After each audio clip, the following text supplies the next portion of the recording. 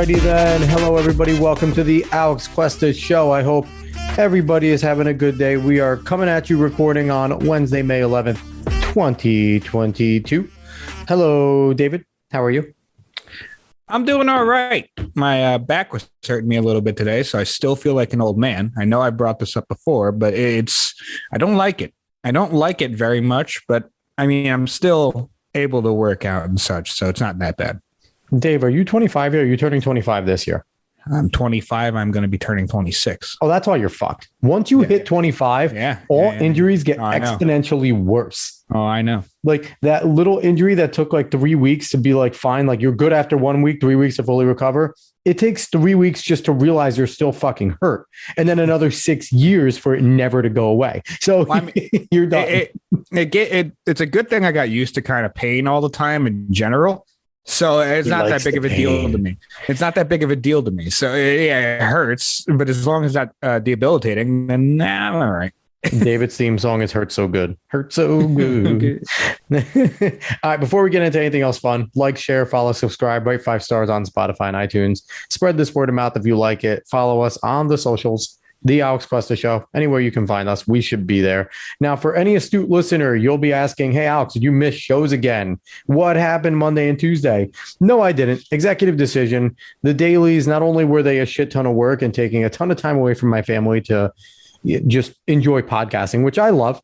It's just a lot of things going on, and I like to change my mind. So we are going back to kind of the weekly format. I will force Dave to talk a little bit more and maybe cover a little more than one topic. And if there's anything important in the news, we'll yak about it. If I want to do another one of my episodes where I basically read a bill, or if there's something super important, I'll do an extra episode without David. So that's just how it's going to run down. You're going to get the weeklies every week, maybe a special every once in a while. That's what we are going to do. And if you're looking for the Biden COVID tracker, it is now going to be posted every single day on social media. So it's important that you go follow those socials because they're going to be there. I created a nice graphic with Joe Biden looking as astute as possible in the bottom right corner because he's our best president we've ever had. But that's what's going on. That's the update. So look forward to this weekly, maybe a special every once in a while, but we will be here weekly, right, Dave? Will you be here every week? I'll try to be. You better fucking be. Now, I have a big problem, Dave. It's a big problem. It's a first world problem. It's not a real problem. But my phone is retarded in the worst way possible because I can be doing anything. And maybe it's not my phone. Maybe it's this app. But the ESPN app will think it's a good idea to just jump on my fucking screen. It doesn't matter what I'm doing. It jumps on my screen and sometimes it goes away. Other times it sits there. Like right now, 2 seconds ago, I had nothing on my phone. It popped up and now I'm looking at the results from the Blue Jays Yankees game today for no reason. I have tried deleting it. I've tried bringing it back. I've tried restarting my phone. ESPN, fix your fucking app, please. Do you have any of these types of weird glitches, Dave, or is it just me?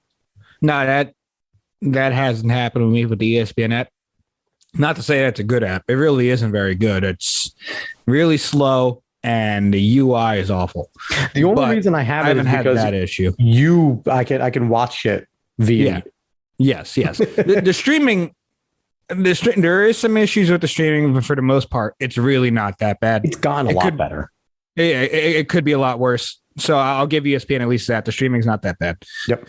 But I haven't had any of those issues. The only issue I've had is with Instagram. And it's a really weird issue. I don't even know if it's the app itself or if it's just my Wi-Fi, but I'm not going to get into it. Yeah, it doesn't matter what I'm doing. It'll be anytime, any day. Like I've woken up with ESPN just on my phone and I was like, I did not look at you. Like I was not going to sleep, checking the results or reading the last article that I finished.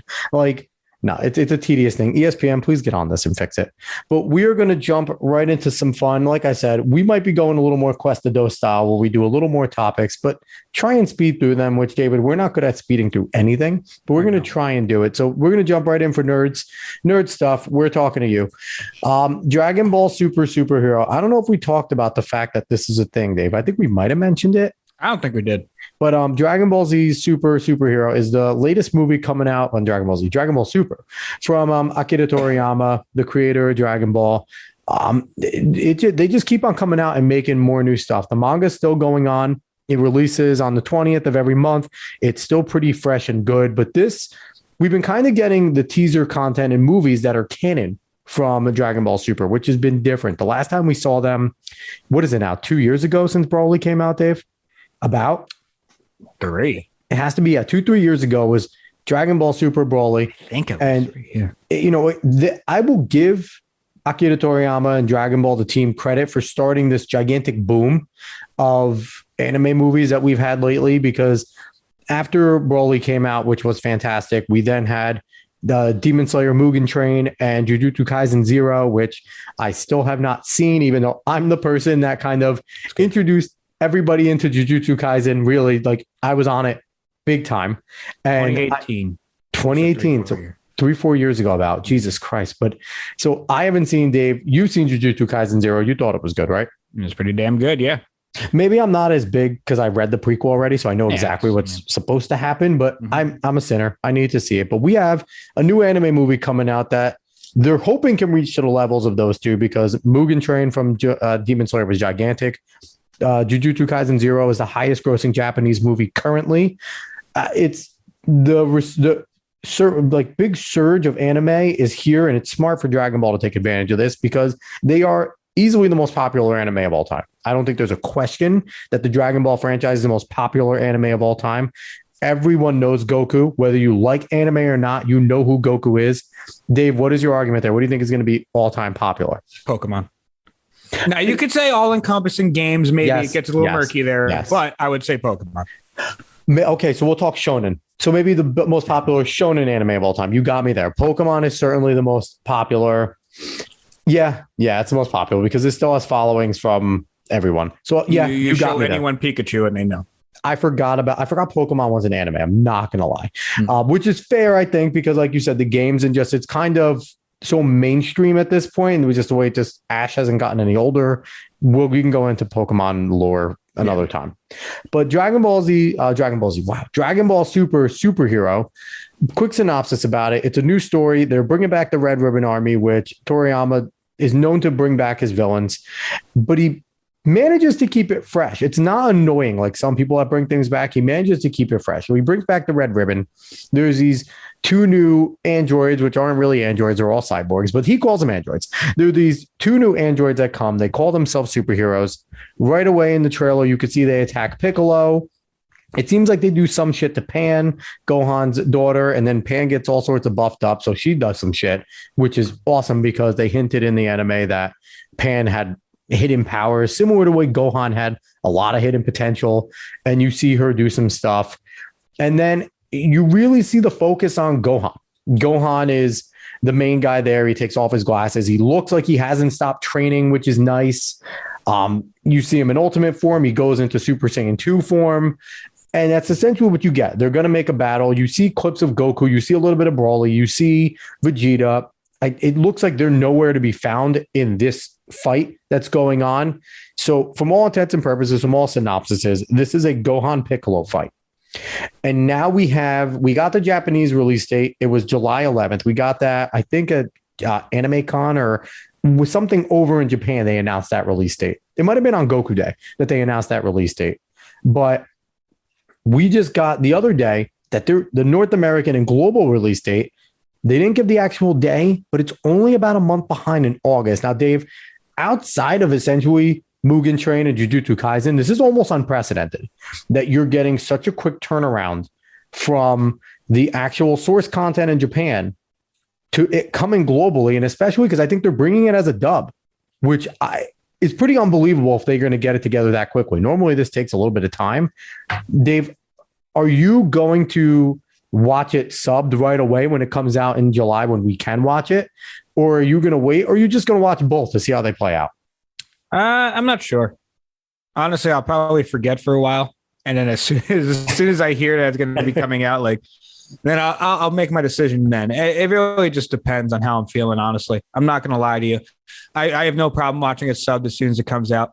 Really, I don't. I can watch any of this stuff. We all can, so it doesn't matter. But it all just depends on how I'm feeling and what's going on in life, honestly. Interestingly enough, that's exactly 2 months from now. I didn't realize the Japanese release exactly 2 months from now. It is May 11th. So that's pretty cool. So exactly 2 months from now, you'll be getting it in Japan for all of our anime manga nerds. It's coming out soon. It looks exciting. The only thing I hope for this, and David knows I'm a big Gohan fan. I'm a Gohan fanboy. I always have been. I always hoped that they would eventually do Gohan properly. And in the manga, Toyo Toro is giving Gohan fans and Gohan justice. He's head and shoulders the third strongest fighter, which he has been kind of, but you see in one of the arcs, the Moro arc, he is at this point, spoiler alert, and this is only debatable, probably a good amount stronger than Super Saiyan Blue. He's not Ultra Instinct, he's not Ultra Ego, but he is good amount stronger than what a Super Saiyan Blue, Goku, and Vegeta are. So he has his say in the power hierarchy, which is nice.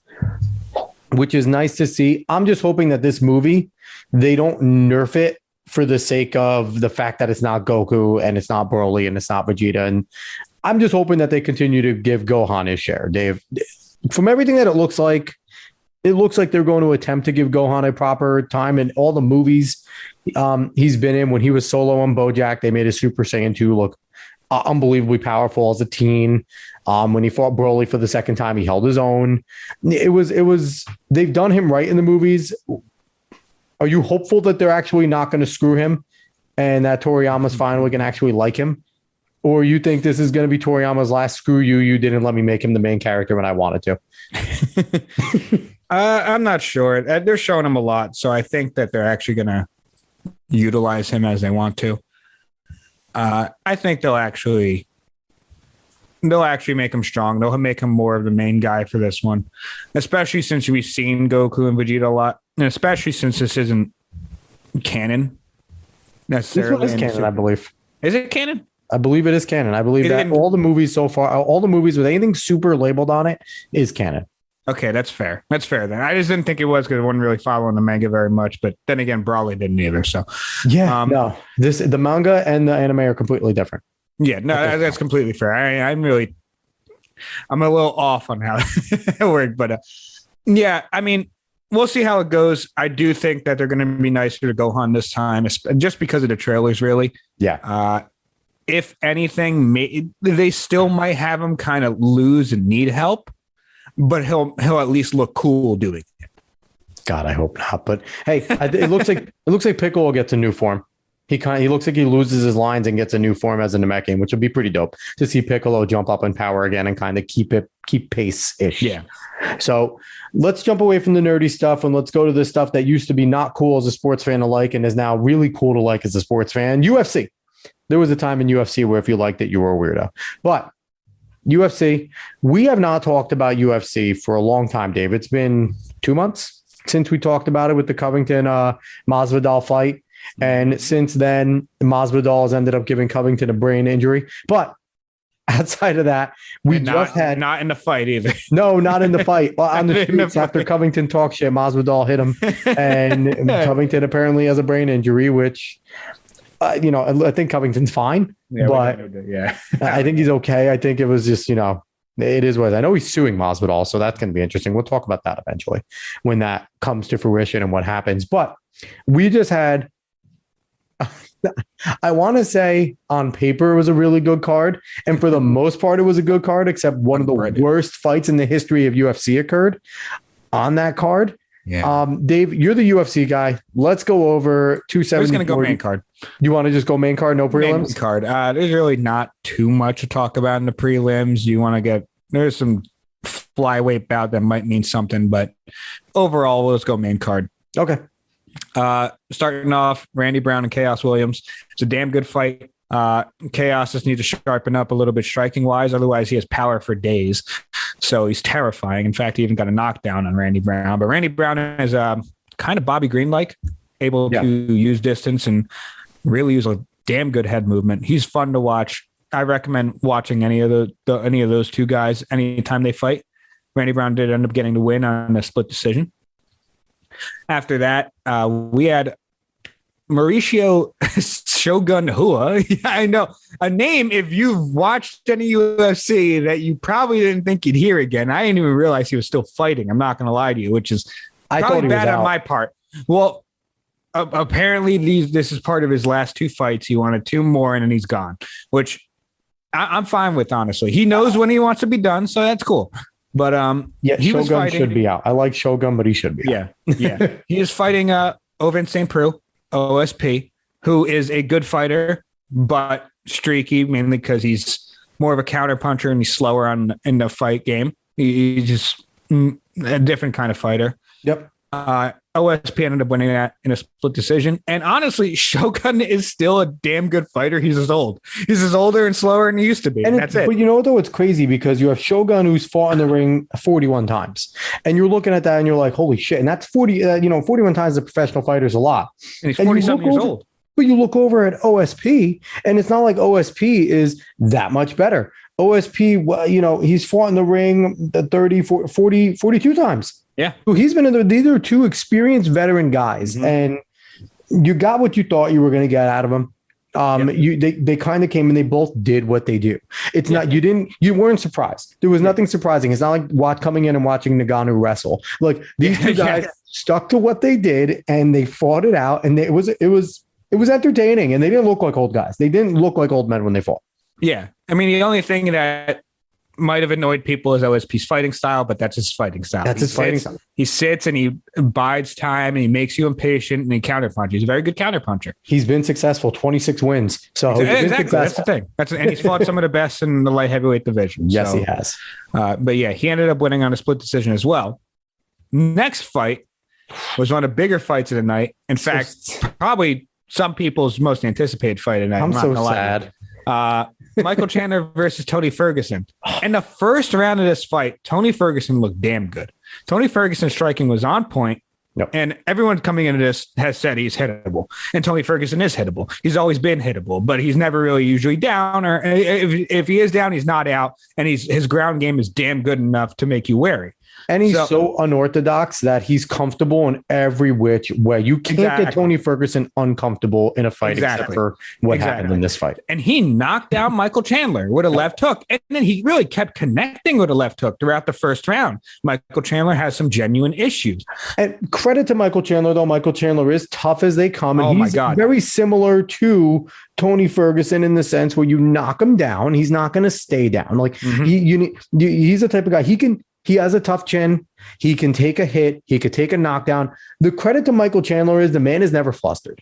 You don't see, he'll get tired. He'll look a little anxious, but he's still always thinking. He's still always fighting. Chandler is a fighter. And then I'll boast about Chandler after going over what happened in the second round. Yeah, go ahead.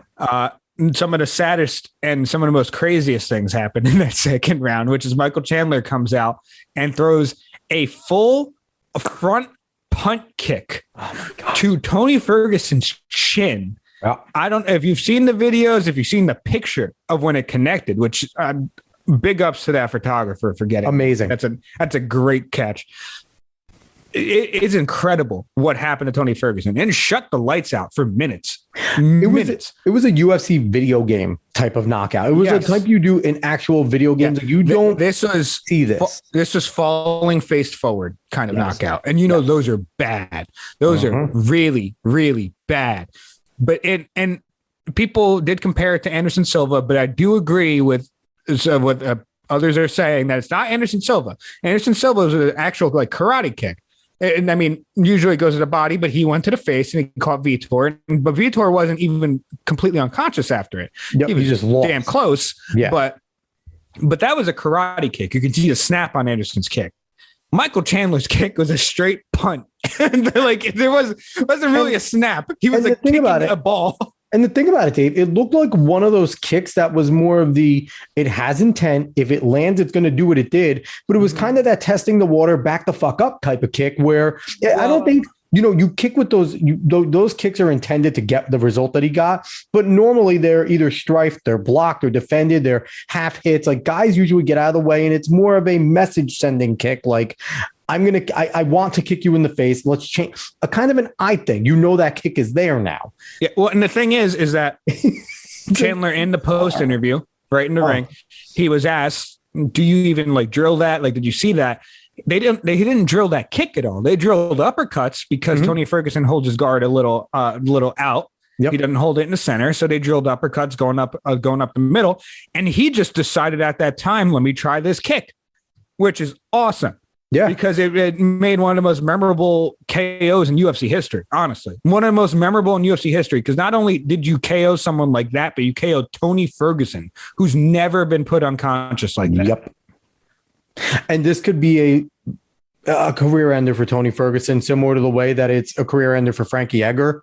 Once you get knocked out that first time, it's a lot easier to get knocked out again. And Tony Ferguson's a guy that lives and dies by the fact that he can take a hit and he can take chances and he's unorthodox. And I'm hoping this doesn't do that to Tony Ferguson, but I will say 96% of the guys, especially a brutal KO like that, never come back to be able to take those type of hits again. Because we've seen Tony Ferguson take some fucking clocks and be out, almost essentially out on the ground where he looks loopy.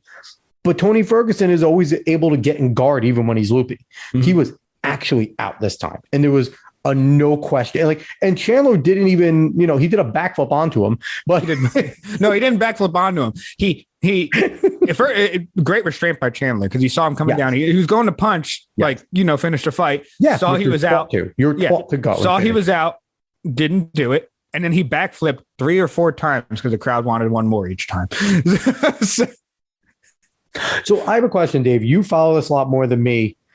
Number one, I will say this. Michael Chandler, does he have a gold around his waist? No. Was that the reason why he was brought to UFC from the other promotions? Yes. Has he done the job that Dana Ferguson and we all wanted him to do, coming into here with the high accolades and just being thrust into the championship position to fight the best fighters? He's absolutely lived up to the billing. Yes, 100%. He has been game. The man has not had a boring fight. The man has not. Anytime you see Michael Chandler on a card, you go and watch that fight. He said it. He said it. He goes, I'm going to make every fucking fight exciting, whether I win or lose. Exactly. I'm going in there to win. I'm going in there to punch somebody in the face, and that's what I'm going to do. Dana White brought him in here to make this a very, very interesting lightweight division. And he did, because let's be honest. He was seconds away from winning the belt against Charlie Olives. He was seconds away. He put him down. He looked great.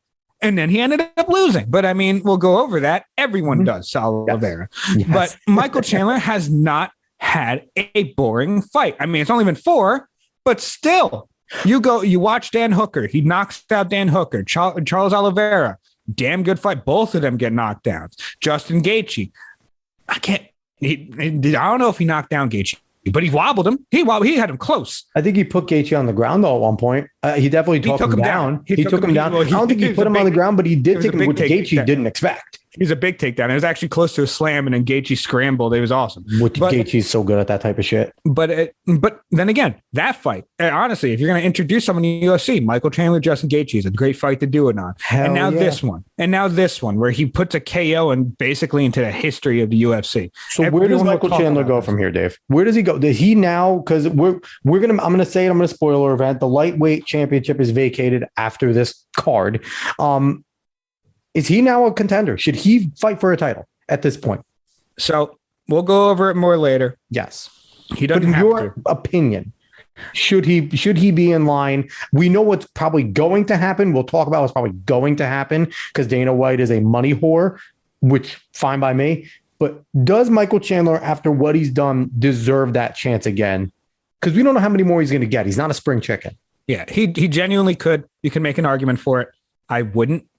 Mainly because it's been one fight removed from a championship fight where he lost to the current. Well, I'm going to still say current champ. Still the current champ. But yeah, where he lost to Charles Oliveira and he lost to Gaethje, and now he gets this big win. Honestly, I loved his call out of Conor McGregor. Yep. That fight would be wild because honestly, I have no idea how it would go. That would be a crazy ass fight. But I don't see him going up for the championship, at least not this round. If he wins another fight, then you can make an even better argument for him. Because I'd love to see him fight Nick Diaz. Not Nick, Nate. Nate, yeah, fight Nate. Him and Nate would be a great fight. That could be interesting. I don't know, and I think Nate has one more, and I don't know what he wants to do. It's that whole thing with the Nate in the UFC. It's been weird. Yeah, it's taken way too damn long. But Michael Chandler, one more fight, if he wins it, especially in this fashion again, then I could see him getting another title fight. But right now, I wouldn't do it. All right, so we talked about that. God, do we have to talk about this next fight, Dave? Well, we'll give a little bit, talk a little bit about it. All right. So next fight on the card, I'll jump in with you, Dave. Women's strawweight championship co-main, Rose Namajunas came in as the champion, and we talk about knockouts, legendary highlight reel will never be forgotten in the UFC knockouts. Her knockout of Jay Lee is one of the best we've ever seen with that front kick, that more of a ninja kick. Mm-hmm. Yeah, great kick. And she comes in fighting Carla Esparza, who is a good fighter, was a champion years ago now. She beat Rose, yeah. Yeah, she beat Rose a long time ago. Mm-hmm. And she's back. She gets her chance again. It's essentially a grudge match, even though I don't know how much grudge is there. Mm-hmm. And we were all expecting a good fight. We know Rose isn't scared to go in and take a hit. Carla certainly isn't scared to go in and take a hit. We thought we were going to get a nice slobber knocker. We didn't think people were going to walk out of this one. We thought a KO was going to happen in this one because those are these two type of fighters. Dave, we got the most boring fight. We got a fight that it looked like two people that didn't want to fight each other. That's what it looked like. Two people that didn't want to fight each other. And as much as I like Rose Namajunas, she deserved to lose this fight. And she did to Carla Esparza by decision. Because it was the only person that did something at least twice in the fight was Carla Esparza. It was boring. It was bad. And even the announcers got on kind of both of them. Joe Rogan got into Carla Esparza asking her, like, was it your game plan to do nothing, essentially? Like, what was your game plan? And she was happy. She won. She has a wedding in a week, so she's happy her face isn't busted up. But she flat out said that. But it's like, I mean, this almost makes me not want to let Rose have a title fight. Like, get a rematch because it was awful. It was so bad, and they could fight tomorrow. Neither of them did anything. They could have actually went after the main fight and said, "Let's do this again and fight for real." It was bad. This is one of the worst fights I've ever seen in my life. In any promotion. Yeah, shades of Adesanya versus Romero. But even then, that fight might have had actually more. It had more action. Adesanya Romero had more action than this. Yeah, which is, wow, that's bad. Yes. But the most interesting thing was, I mean, Carla Esparza is dominant on the ground. Her wrestling is pristine. That's actually the reason why she beat Rose in the first place. Rose couldn't do anything against her wrestling. And that's the reason why she's here, because she just has been destroying people on the ground. I mean, her striking's okay, but it's mainly to set up to get you on the ground and you're not going anywhere. Yeah. So, but the interesting thing to me was, I mean, the first round, I give everyone kind of a first round sometimes. It's a feeler, especially in championship fights. It's a feeler round. You could feel someone out, especially, you're going up against a style that might be able to hinder you for a while. Mm-hmm. So, especially with Rose, I'm like, okay, I know she likes the pressure, but she comes into this one fighting an old nemesis that had wrestled her to death. So you want to be careful about that. Yep. I believe in the second round, Carla actually went for a takedown and kind of got Rose a little bit to the ground, but Rose was able to get right up. So I thought at that point, Rose would have actually pressured a little more, because now you know that if you act quick enough and you don't put yourself in an awful position, you're probably not going to end up on the ground being dominated. Yeah. And that just never seemed to happen. Like, the only two rounds where I could probably score it definitively for either person is Carla in the fourth and Rose in the fifth. Carla in the fourth because she actually got a good takedown and she had more action in the fourth. Rose in the fifth because Rose had a little more action and she got a takedown of herself in the last 10 seconds. But other than that, we rag on the judges a lot.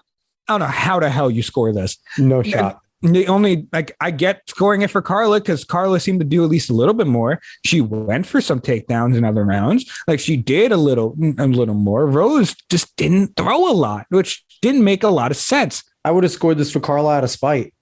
I would have scored this for Carla out of spite, because it's like, if you don't have enough pride in being a champion that you're actually not going to try and defend your championship, then you don't deserve to hold it. You're not a fighting champion at this point. Like you said, once she defended that first takedown, normally when this type of thing happens, when it's a striker versus a person that takes down, and you confirm that the defense that you have been working on with your trainer was effective against the takedown, usually you gain a little more confidence and you start getting into your game plan some more.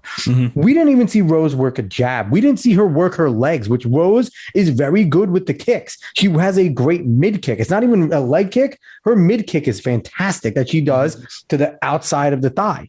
She really works that hamstring very well.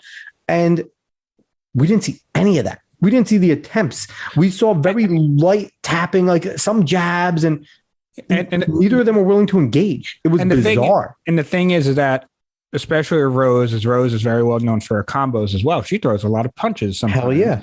And we didn't see that a lot at all either. It was a lot of maybe 1-2s, very little combos. And I mean, you don't want to sit in and give Carla something to really go for, but it was just weird because you would, a lot of times against wrestlers, you kind of want to pressure. You want to pressure so they can't pressure you and put you on the back foot and take you down. And Rose didn't do that a lot either. It's a weird fight overall. It was. They'll get the rematch, and hopefully we'll get more action because Rose is going to put in a rematch. Well, she has to. I don't know what you're saying if you're a trainer on either side. And during this, honestly, if you're Carla's trainer, you're probably saying Rose is playing into your hand. You're the champion if this goes on. That's the thing is Carla. I understand Carla's corner being happy with the way this fight was going. Yeah. I don't understand Rose's, because Rose's corner was happy with the way this fight is going. I have no idea why they were happy with the way this fight was going. I don't understand why you wouldn't want to finish here. Why wouldn't you? You are a pristine striker. Oh, yeah. Why not? You should be hurting Carla everywhere. But it's just a weird fight overall. If you want to watch it just to see what the hell happened, you can.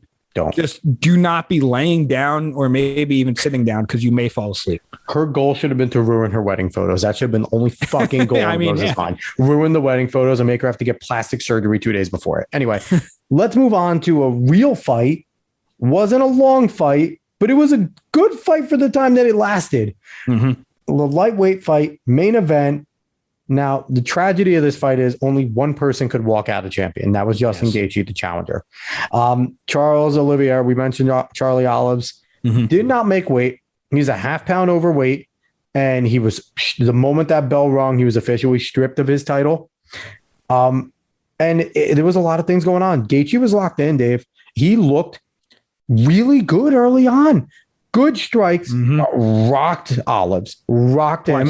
Twice. One time, Olives was hurt bad. Yeah, he was on his back. Yeah. He was dazed, but he was in full guard. And Gaethje did not want to get involved with Olives BJJ. Now, I think that's the wrong way to look at guys like this. I'm not going to lie. I get it. Charlie Olives is unbelievable. But what happened, Dave? He got his BJJ anyway. And he finished. Why did he get it? Well, that's the question. Why did he get it? Because Charles Oliveira, as great as he is at Brazilian Jiu-Jitsu, is almost just as great as the striking. Yep. That's the issue here. Is that's the reason. I mean, that's almost the reason why you almost want to go down. Yeah. Even though it's such a tough decision because you kind of want to go down, you want to put the pressure, you want to get some GNP in, but you let him up, and there's always the threat there that he puts you down as well, and that's what happened. Yeah, and the thing exactly, Gaethje took a left to the chin. It put him down after. I want to say a right straight, a right to the chin, a right to the chin. Correctly. He went down, and Gaethje did a pretty good job early on, getting not getting rear naked choked. He avoided the rear naked, but Charles Oliveira is just so good down there. He was calm. He's like, you don't want to let me do a rear naked? Fine, I'll get you in a triangle. Fuck off. No. He tried the triangle. He tried the triangle, and then he went to rear naked, and then he readjusted his arm. He had it in, and he readjusted it just to confirm that it was going to be over. And Gaethje had no choice, and he tapped right before, because Gaethje went out after he tapped. But again, I question Justin Gaethje's decision there, because like you said, I get it. He's lethal in full guard, but you got tapped out anyway, because like you said, he's as good of a striker, and there are very few guys. Oliveira is very similar to Tony Ferguson and guys like that, where knocking him down doesn't mean a win. It doesn't phase him. Well, being dazed like he was does not phase him, because he's confident no one's going to get on the ground with him. Yep. Well, here's the issue with that, though, is that you've knocked him down twice. Because I completely understand standing him up. Honestly, I probably would in that situation as well, because I knocked him down twice. I know he's a threat on the feet. But what's the point of me going down and putting myself in a disadvantageous position if I knock him down twice? Like I would rather have more of a chance to knock him down again than to go down and be in a bad position for myself. That's the issue here. I really feel like you at least he puts you in. But you at least put the pressure on him on the ground and maybe kick him in the back. Do what a lot of guys do with guys like that. Stay over by him, kick him in the back of the leg a little, kick him in the legs, maybe try and get a hammer in there a little bit. Try to throw his legs, something, kick him in the side. Do all the legal hits to wear him down, because those wear guys down, especially a guy that is a grappler. If you get the limbs hurting, they're not going to be able to lock shit in as quickly or as long or as tight. So again, you gave him a chance to get his mind back. Okay, he was knocked down twice. Some guys, when they get knocked down a few times, it clears their fucking heads. Like some guys. I mean, that's what it seems to happen to Charlie Olives all the time. All the time. He gets knocked down every fight. Every fight I see him down. And it's a big hit too. It's like, you get the reaction. And then he just sits there in full guard and guys let him up. And it's like, you don't, again, if you're not going to go and engage him, that's fine. But at least do enough to make the ref call a stall and stand him up there. Kick the shit out of his legs. Grab his feet. Make sure that he can't do anything. Like, no, don't get on top of him and let him get in guard. Don't even let him go into side guard. Don't do anything like that. Don't do anything stupid. But get hits in him. Get ones that hurt. Kick the shit out of him. Put a hammer fist. Try to get to the side and put a hammer. Do something to try and hurt him some more. Because you know what? There's going to be one time where Charlie Olives is actually out on his back and his normal reaction is to sit in full guard. And you're going to notice his movements are slow. Maybe you can actually get down and fucking finish him. We would never know, because he was hurt. He was hurt bad. He was hurt bad by Gaethje. And Gaethje will never know if he had the actual opportunity to go there, because he couldn't even test his movements because he didn't take a chance. Yeah. But I don't like that. I don't like that strategy, especially if you're as good of a hitter as striker as Gaethje is. Yeah. Well, it's just such a tough decision, man. That's like, this is a time where it's more of a Monday morning quarterback kind of thing, because it's so difficult in the time in that space. But is it because how many guys have said Olive's done this to? How many people have let this man up and have lived to regret it? I get that. But you're sitting there in the octagon. You knocked him down twice. Your striking feels good. He really hasn't even hit you very much. It gets tough to tell yourself to even do that, especially if you get him up quick, because he's still stunned. That's the thing. It gets very. This is the time where, because I completely get what you're saying, and it's a good strategic way to hurt him a little bit more. But once you're in that moment, you might not be thinking that, because you just want him up again. Come up. You're still a little stunned, and I know I'm a good striker. I want to put it on you some more. Here's the bottom line, Dave. And this is what I say about all the greats. Your guys like your Israels, Adesanyas, your Charlie Olives, your Kamaru Usmans, even your Anderson Silvas in the past. You change your style to fit them as the challenger. They don't change theirs to fit you. The greats fight their fights. You change yours. Justin Gaethje dives on top of a guy in every single situation there, because he is a high pressure, high octane type of guy. He is not a tactician in the sense where he's trying to pick you apart. He's going to fuck you up, and he's going to do it as quickly as he can. If he knows he's hurt you, he's going to hurt you some more. That's not Justin Gaethje. Justin Gaethje doesn't hurt you and let you back up. And that's the difference between the all-time greats, like a guy like a Charlie Oliveira is eventually going to become, because he's on the cusp of being an all-time great. His bloom is very late. But he's on the cusp. If he goes back and re-wins this and dominates again for 2 more title defenses, it's done. Open and shut. He's one of the best lightweights of all time. But that's the thing. He's the similar guy. John Bones Jones, another guy. He likes to mimic people to fuck with them. But everyone changes their fight to fight a John Bones Jones. A Francis Ngannou is going to become that way as well. The greats make people change their styles. They don't change for anybody. Well, that's the issue here. But that's the issue here. And it's not even that much about Justin Gaethje. It's more about Charles Oliveira, because it's not like Justin Gaethje really fought a bad fight. Gaethje fought a pretty damn good fight, especially for the first round. But Charles Oliveira is just so good. Not only is he technically sound in every aspect of mixed martial arts, but I mean, he says it. He probably has the most heart in the game. And it's really hard to say no to that. No, like you said, it seems like the man almost gets put in his back every fight, every title fight, every title fight, at least. Every title fight. Absolutely.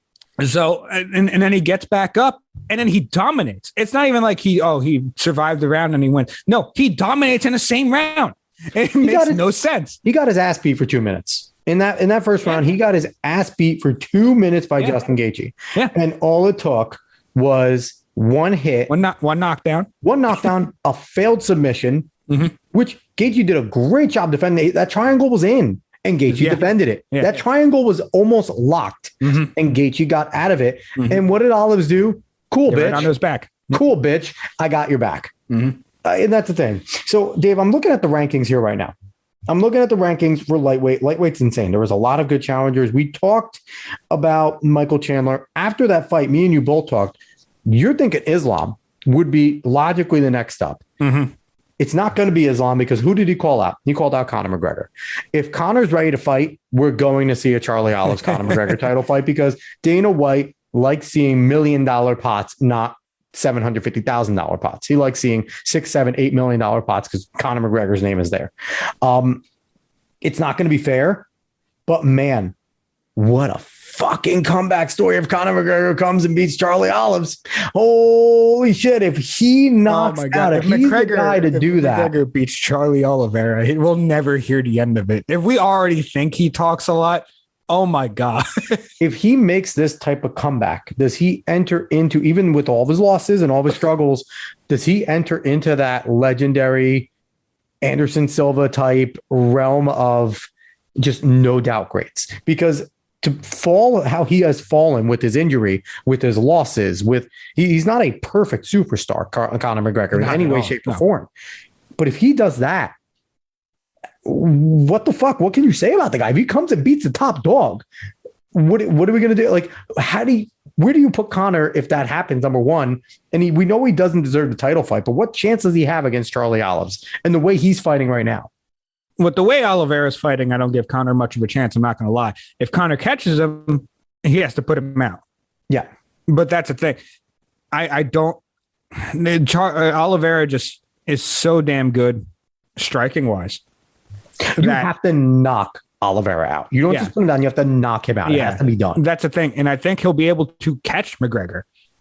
But as long as McGregor doesn't actually put him out, I see Oliveira winning the fight. So here's the question though, McGregor, because we've seen McGregor, prime McGregor, and we're hoping we get that back because he's fun. The UFC is better when McGregor is great. Like that's just the bottom line. But prime McGregor can also take a hit. We've seen Conor McGregor on his ass and out on his feet a good amount of times in his championship titles. And he always, he finds that one hit to win. And we've seen him with technicians before too. Get on the ground and get out of wrestling and get out of BJJ very well. I don't think we've seen a guy at the level of Charlie Oliveira fight him, but we have seen him weasel out. If we can get prime Conor level here, I don't know. I think he can catch him. Because Oliveira does have supreme confidence in his ground game. And he isn't afraid to get caught. But there isn't another guy. There isn't another guy. Fight, man. There isn't another guy on this list that has the knockout power that McGregor has. It's not Poirier doesn't. Gaethje doesn't. I mean, we saw it. Gaethje doesn't. Islam doesn't. Bandurish doesn't. They don't. They really don't. McGregor's technique is just unbelievable, and it generates so much power behind it. So I don't know. We're going to get that fight. Dana's going to do it. Islam deserves it, but Conor's going to get it. Islam does deserve it. Islam deserves it. It would be funny if Conor gets it. I'm not going to lie. It'd be hilarious. I mean, what are you going to do? Islam, they're probably going to make Islam fight Gaethje for the number one contendership. After this, it'll be Islam Gaethje or Islam Poirier. No. They just have Islam fight Dariush because they already had that scheduled. So just have him fight him again. No, like actually reschedule it and actually have that fight happen. He's just gonna beat. If he's not gonna fight, if he's not gonna fight for the championship, I don't know. Maybe put him against Michael Chandler. Let Islam and Chandler go at it, and whoever wins out of that gets the next one. That could be interesting. The lightweight division is very fun. We'll see what happens with it. But that pay-per-view, other than Rose and Carlos Esparza, was good. Was solid. It was not the best card in the world, but it had some memorable moments, especially Chandler's knockout of Tony Ferguson, which one of the saddest knockouts I've seen outside of Frankie getting knocked out twice because we love Frankie Edgar here. But the way Tony Ferguson went out, and just the fact that Tony Ferguson is just an extremely likable fighter. He's just an extremely likable guy. So we have some fight nights coming up. We're not going to talk about that. Maybe next week we'll chit chat about what went on because we have some good ones coming up. I will give a shout out to Aljo. Yes. Good job retaining your belt. I love that. You shut everybody up. Came out and showed that shut everyone up. He deserves it. Yes. He did damn well. Yep. That was a very good fight. So we're going to go through the next one quickly. It was supposed to be the main topic, but we talked a lot of UFC.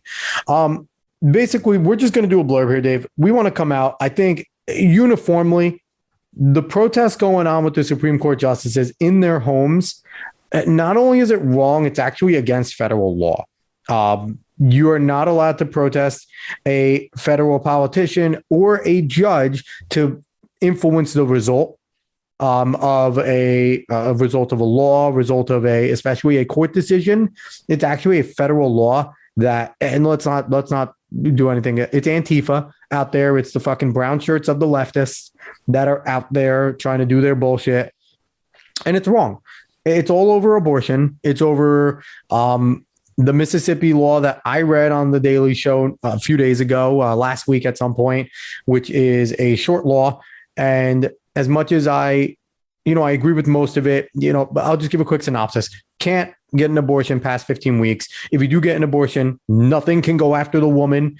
The worst that can happen is a physician can lose their license and get a $500 fine on top of it, and multiple infractions can pile up. So honestly, when you hear what they're saying about it, like, oh, if this goes over, it's going to end abortion forever. No, it's not, you fucking morons. All it does is it lowers the statute to 15 weeks, which is about 3 weeks longer than anybody else around the world, because everyone else really does 12 weeks outside of 6 other countries in the world. And on top of that, the woman can still go get an abortion all they want. Nothing happens to the women. Babies die. Physicians maybe lose their licenses and get fined. So I want to get that out there. And this whole argument is over that law and the fact that there was a political leak with a law clerk that should lose their license and get arrested that leaked a draft document, which is an exercise that the Supreme Court does after hearing big cases. And it was a draft document from Justice Alito about the majority opinion and a vote that occurred where where more constitutionalist justices sided with this Mississippi law, which was essentially overturn Roe, and your leftist activists were against it, and John Roberts abstained from voting in this. So that is the background. And now there are protests outside of Amy Coney Barrett, which is a female. I took some biology courses, so I do know what a female is, which is a female justice outside of Justice Alito, outside of Justice Clarence Thomas, a black justice. So these are racist motherfuckers and they're sexist. Outside of Justice Neil Gorsuch and outside of Justice Kavanaugh, which they should leave Justice Kavanaugh alone. And Dave, it's wrong. It's wrong what they're doing. And I saw another thing. It was like, oh, there's protests outside of Nancy Pelosi's house now to go. And that's wrong too. Mm-hmm. Stop it. Stop going to fucking people's houses. Don't do what they do to Manchin. Don't do what they do to cinema. Don't go to yachts. Don't chase people in the bathrooms. All these people, that is not protesting. That is harassment. And all these motherfuckers should be arrested. That's not protesting anymore. You're not at a rally. You're not in the middle of a road. You're not protesting. So go ahead, Dave. Yeah, just don't do it. You are actively trying to harass someone. Don't even act like you're not. And I know some of the defense is like, well, they're taking away our rights, so we have to go and fight for our rights, and that's why it's okay. And one, you're overblowing the decision completely, but also two, is that you don't just get to harass someone if you just think that they're taking away your right. Imagine if every single gun lobbyist went and did. I mean, I guarantee it might have happened sometimes. I haven't heard everything in the news, so it might have happened sometimes. But imagine if every gun lobbyist went to any of the houses that they think people are taking away their rights. None of this would be pretty if everyone did the same thing that's happening right now. So stop it. Go protest in front of the Supreme Court like you did the night that the leak came out. Yep. Just keep doing that. Just keep doing that, because they'll hear you all the same. Right now, all you're doing is pissing them off. Like that's all you're doing. It's gonna work on Kavanaugh. Kavanaugh's a pussy. It's gonna work on Kavanaugh. And I really think it might work on Coney Barrett. Mm-mm. I really think those are the two to watch. John Roberts is going to vote with the leftists because John Roberts is a leftist. We know that. He already did vote, though. He already did. No, the 5-4. No, it was 5-4. I'm not going to. It was 6. It was no. 5-4. It's 5-4. I thought John Roberts abstained from that exercise. He might have, but it's 5-4. It's yeah, he's with the leftist. But the thing, it's Clarence Thomas, Alito, Kavanaugh, Gorsuch, and ACB, Amy Coney Barrett. And the thing is that, listen, I get the leak happened. Honestly, we still don't even know who the leaker is, which is out of this world. I love that Ted Cruz automatically was like, it was a clerk from Sotomayor because she's the craziest. Out of this world that we don't know who it is. I know there have been rumors that could be a conservative justice clerk. And it could be. It really could be because we don't know who it is. Either way, that person should be gone. All their credentials should be out. That person should be gone. Yep. But either way, all that's happening with these quote unquote protests, because what you're doing right now in front of people's homes, not only are you disturbing them, but you're also acting. I mean, I think Kavanaugh's neighbor, apparently set this up, but all you're doing is actively harassing not only them and their family, but you're harassing all of them in the neighborhood as well. Yep. So you are telling yourself that you are morally justified in the wrong things that you're doing because you think that they are doing wrong unto you. That is not how you come out feeling better about yourself. I'm going to let you know that right now. So stop it. Get some help. Whether it's in front of Kavanaugh's, Alito's, or Pelosi's house, no matter who it is, if they're doing something in their private life, please stop harassing and annoying them. Because honestly, not only is it bad to do that to someone, but also get a life, my guy. Get a life. On all sides. On all sides. And we could talk much more about this whole debate. We won't, because I need to get some sleep. Yep. But overall, there's plenty of avenues for you to actually make change. And I'm going to tell you right now, it's not federally. It's never going to be federally. It's all going to be locally. So whoever you are, stop it. Tell whoever you know to stop it and get involved locally if you want to make a change, because those are the people that actually impact you. Yep. I agree with that. And I agree with Dave. Go protest in a public forum. Don't do it at people's houses. It's targeted harassment. They should all be arrested. Not surprised at the White House response. They're being peaceful, so we encourage it. You're a bunch of fucking assholes. That's it. That's no other way to say it. You guys, you're terribly wrong. And that's a sign of authoritarianism when you're encouraging targeted harassment of political opponents. And I don't condone it on either side. Now, I will say this, and I don't know if Dave agrees with me. I don't want the Mississippi law to pass. It does not jive with my beliefs on abortion. I am not pro-choice, but I'm more in the Reagan side. I like the 15 weeks because that is viability. It's actually past viability, but that's a better option. I like the health of the mother, but there is no specific clause saying that if a woman gets raped, they can get this to happen, or in the chance of incest. And I know Mississippi would be mad about that one, which is why they didn't include it, because it's Mississippi, but those are my lines. So as much as I am, I'm on the right, I'm a conservative and that, I am not a dumb fucking sheeple like a lot of these other people. Sheeple and people, haha.